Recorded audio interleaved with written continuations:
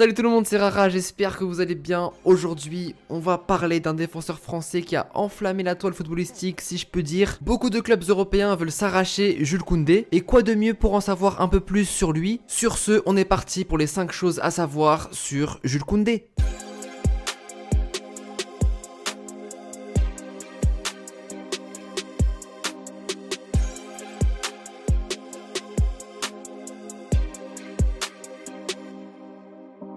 Jules Koundé est un défenseur central français et béninois, né le 12 novembre 1998 à Paris, 1m78 pour 70 kg. Il évolue actuellement au FC Séville et est en train de s'imposer comme un des défenseurs les plus prometteurs du football moderne. C'est à l'âge de 18 ans au Girondins de Bordeaux que Jules Koundé commença sa carrière. Il y restera 2 saisons avant de s'en aller en Espagne pour Séville, là où tout a commencé à changer pour lui. Il vient d'une famille de footeux. En effet, son oncle Charles Tokplé était un joueur professionnel togolais. Comme vous l'avez entendu, il est franco-béninois, donc il peut toujours jouer pour le Bénin, mais il avait déclaré: le Bénin, j'ai été approché déjà, oui, j'ai rencontré le sélectionneur quand je jouais à Bordeaux, on avait eu une discussion très agréable, mais dans ma tête, l'objectif a toujours été depuis que je suis petit de jouer pour la France. Donc voilà pour l'info, c'est des Béninois qui passent par là, et bah écoutez, grosse dédicace à vous, mais malheureusement Koundé ne veut pas jouer pour votre pays, c'est comme ça, on peut rien y faire.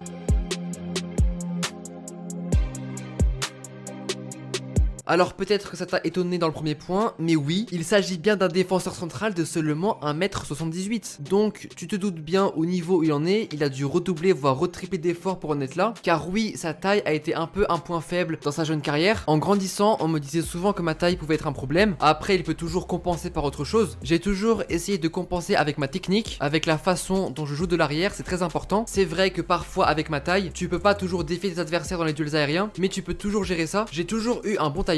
J'aime les duels aériens et je saute relativement haut, donc ça aide vraiment. Ma petite taille n'a jamais été un problème de taille, ça n'a jamais été un problème pour Jules, d'autant plus il aime beaucoup quand ses adversaires utilisent leur taille contre lui pour les défier lors des duels aériens. Ainsi il avait déclaré: je gagne le plus de duels face à face que Sergio Ramos parce que les adversaires n'osent pas jouer longtemps sur Ramos. Ils doivent se dire: c'est Jules Koundé, il n'est pas grand, on va le faire tomber en l'air. Je suis souvent pris pour cible et je le sens, parfois on me le fait remarquer. Après les matchs on me dit souvent ça. Quand je regarde à nouveau mes matchs, je me rends compte que je joue beaucoup plus de duels aériens que les autres. D'ailleurs, pour la petite anecdote, la saison dernière, 2019-2020, il avait tout de même terminé avec l'un des meilleurs records de duels aériens en Liga, donc c'est assez impressionnant.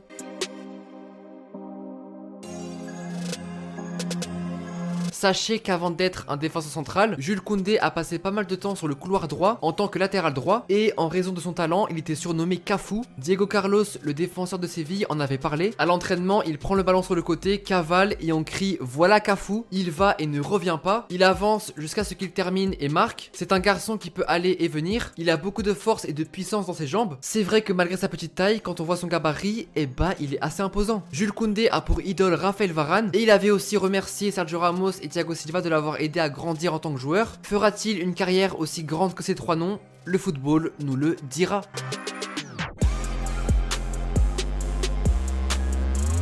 Parlons actuellement de son style de jeu. Bon, déjà on l'a évoqué, c'est un joueur qui n'a pas peur du duel. Il aime bien aller au contact de l'adversaire et provoquer des duels aériens. Il est également bon en passe, il reste sur ses appuis, il ne se jette pas au sol pour tacler. Et concernant son comportement, c'est un joueur qui déteste perdre. Ainsi, il avait dit que quand il avait 8 ans, il pétait littéralement des plombs quand son équipe perdait, et il donnait même des coups de pied à sa mère par frustration.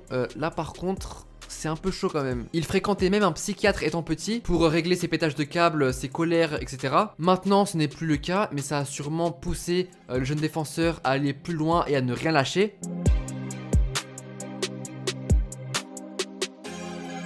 Âgé de 22 ans, Jules Koundé n'a remporté qu'un seul trophée pour le moment, l'Europa League avec Séville en 2020, et durant la compétition, il a enregistré la deuxième meilleure précision de passe avec 92,9%. Il faut également ajouter à cela qu'il n'a été dribblé seulement une fois en 9 matchs, valant actuellement 50 millions d'euros sur le marché. Beaucoup de clubs européens le veulent, mais le FC Séville a fixé sa clause libératoire à 80 millions d'euros, donc on verra comment cela se déroulera au mercato estival.